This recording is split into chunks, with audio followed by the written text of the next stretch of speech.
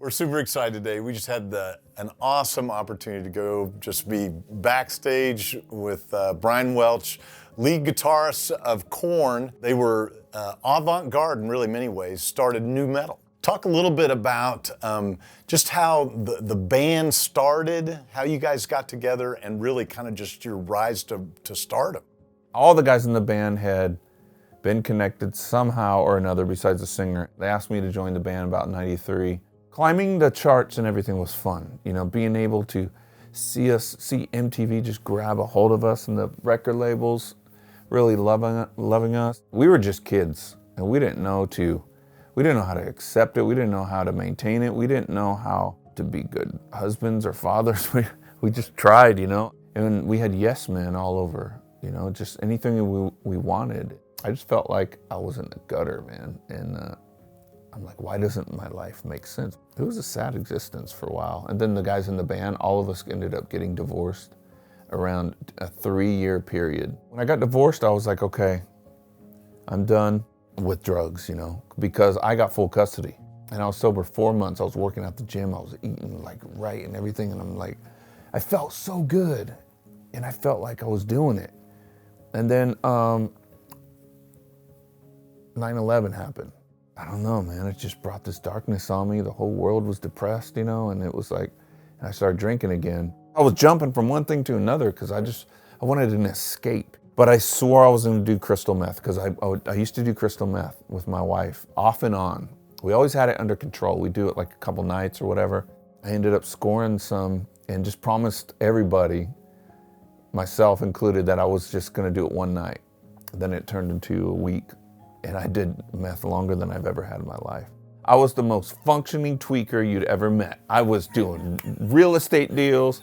I was making money. You know, I put the face on. But these two guys I was doing business deals with they were Christians, and we were talking about building this neighborhood out by the airport in Bakersfield and everything. And they just invited me to come to church, and I'm like, I'm gonna go. Maybe this is what I need, to hang around with some sober people, you know, and just start new friendships. And so I go into church, not even thinking that God is real. And I received Christ that day. I was like, you know, Lord, come and live inside of me. Please help me. And I went home, I started praying. I'm like, maybe this is it. And it was weird because I felt guilty and I felt ashamed, but then I felt all this hope too. The Christ life like got poured into me. And I called it liquid love in my book. And it was just a peace that surrounded me and like an embrace. And it was like God just saying, you're home. You're home, and you're gonna wake up finally, and everything's forgiven. And after that, it was funny, I started having, I like to say as a joke that I was cursed with positive thoughts. Because I stopped doing drugs, and I'm like, man, everything's gonna be fine. Before it was like, kill yourself, your daughter's gonna be better off without you. And I just was filled with hope. And I went for it. I was all in. I was all in because I found the meaning of life.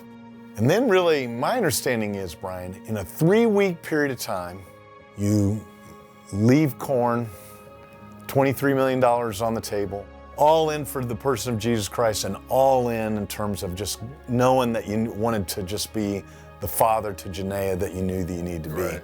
Talk to us about that whole kind of storm of that 3-week period of time. The number one thing, and I think everybody can relate to, is parenthood, you know, and it's like, we don't want to be failures as parents. And I was a failure. And so I was like, I don't care how much money that is. I got to be home with my daughter, and I got to figure myself out. It was fun for me too, because I was like, I didn't care what no one thought anymore. I just wanted to know God, that was it, and be a good father, period. If you go all in with Jesus, He will show you that the meaning of life and what it's all for. You know, nothing's perfect, but there's just a river or ocean of peace inside of me that even when I go through hard, difficult things, you know, that He's got this.